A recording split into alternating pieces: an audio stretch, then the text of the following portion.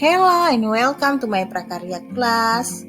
Untuk sesi kali ini kita masih membahas tentang kerajinan berbasis media campuran.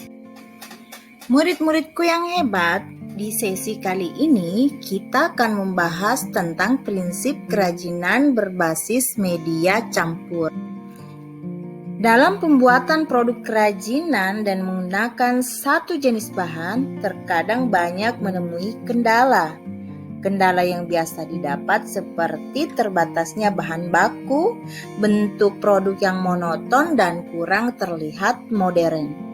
Meskipun tidak dapat dipungkiri bahwa produk kerajinan sejenis ini yang biasa disebut orang bentuk klasik banyak juga peminatnya.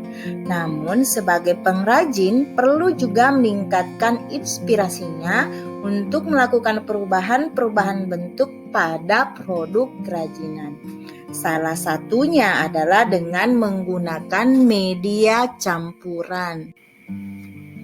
Dalam melakukan perubahan strategi pada kerajinan berbasis media campuran, perlu kiranya kita memahami prinsip kerajinan berbasis media campuran itu seperti apa.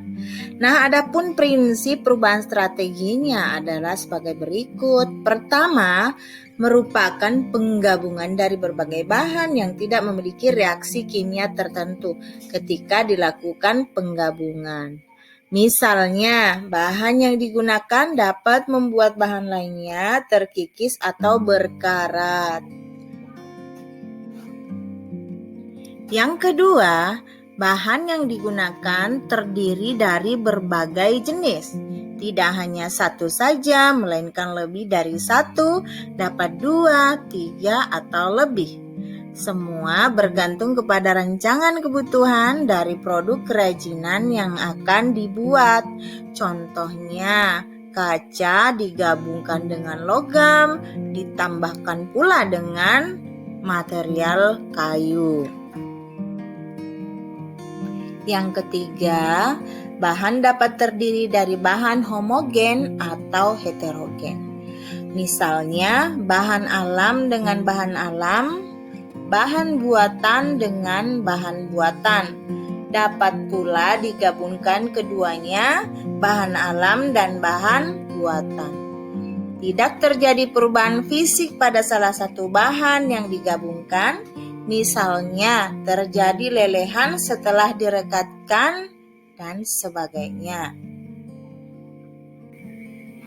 Nah, yang keempat, masing-masing bahan memiliki karakteristik sendiri yang saling mendukung terwujudnya keindahan estetika dari sebuah produk kerajinan yang dibuat.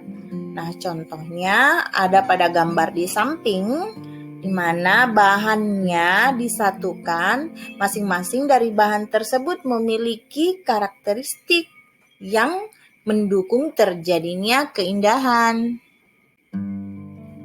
Yang kelima, penggabungan bahan yang dilakukan harus dapat menyatu dengan bahan lainnya, sehingga terjadi kesatuan dan harmonisasi.